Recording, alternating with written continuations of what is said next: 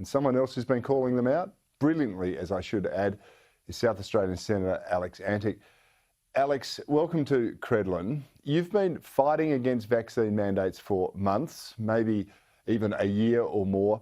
Is the tide now turning away from some of this madness? Yeah, well, thanks, Cory. Look, I hope it is. Even earlier than this time last year, I started talking about the concept of vaccine passports and vaccine discrimination, predicting almost with the crystal ball, if you like, that we would see this sort of two-tiered society develop. And that's exactly what we've seen. Very sadly predictable in the end. And it is great. It's great to see people like Dr. Coatsworth speaking this language. But ultimately, I have to disagree with the point that we're in the wrong part of the pandemic for this to be relevant. It was never relevant. It should never have happened. And we're now seeing many different aspects of society, corporates, the AFL today even dropping their vaccine mandate. We were seeing them all pull away, and I hope we never, ever see it again. I do worry that that's not the case. I think there's probably a chance that this is potentially even the calm before the storm. But ultimately, these are organisations that have done this based on no science. And I think those who have been mandated out should be looking at their legal options, and I hope they do. I hope they sue corporations that do it. I hope they get paid, and I hope they get paid in exemplary damages, because this has ruined lives, and it's done so without any concept of science being attached to it. We know that now. We know that this has been run by HR departments and, woke corporates.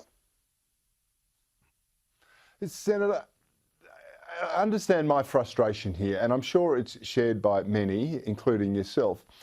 Where were the political voices while this was going on? Where were the ones in the federal parliament when you guys were in charge of the government? The Prime Minister did nothing, washed his hands of it all and said it's the state's responsibilities, and yet there were things that could have been done. Outside of a handful of people who were prepared to stick up for the principles and the values and the freedoms that we should all be cherishing, the rest of the parliament went missing in action. Why is that?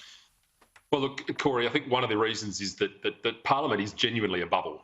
There are things that happen in that building you can't explain. There is a sort of a detached from the real world, the common sense world, and what happens in Parliament. You know it. You've been there. You were a voice for common sense for years on end.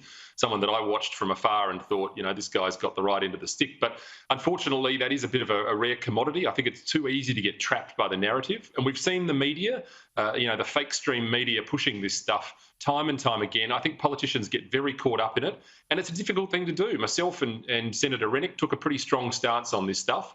And many others as well. Several others crossed the floor to vote with One Nation's COVID discrimination bill. These are hard things to do. They take a lot of thought, a lot of consideration, but ultimately I didn't think that much about this. This was a very simple matter. These were basic issues of freedom, personal choice and bodily autonomy that should never have been evacuated by what ultimately was a pretty weak political class. And you know what, if it's just a handful of people in a parliament of 151 or 226 actually, we haven't got that many people who are fighting for freedom. And it's alarming, Alex, of course, that Victoria is still playing around with the possibility of new mask restrictions or even further COVID restrictions. This is something that it must be just abhorrent to listen to after the battles you've just gone through.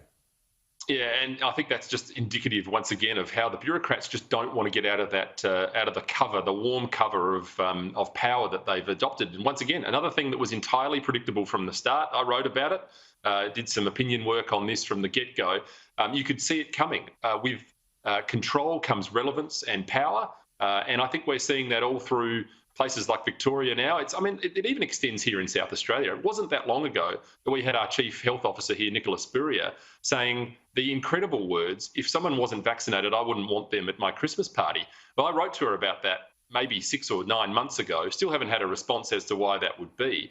So I think, look, what we're seeing is this sort of, clinging to power by some of these bureaucrats, and I don't think we're going to see them let go. They never let go of power. Why would you? Senator Alex Antic, more strength to your arm. Thank you for your work in the Parliament over the last couple of years, and I look forward to so much more of it in the next coming years.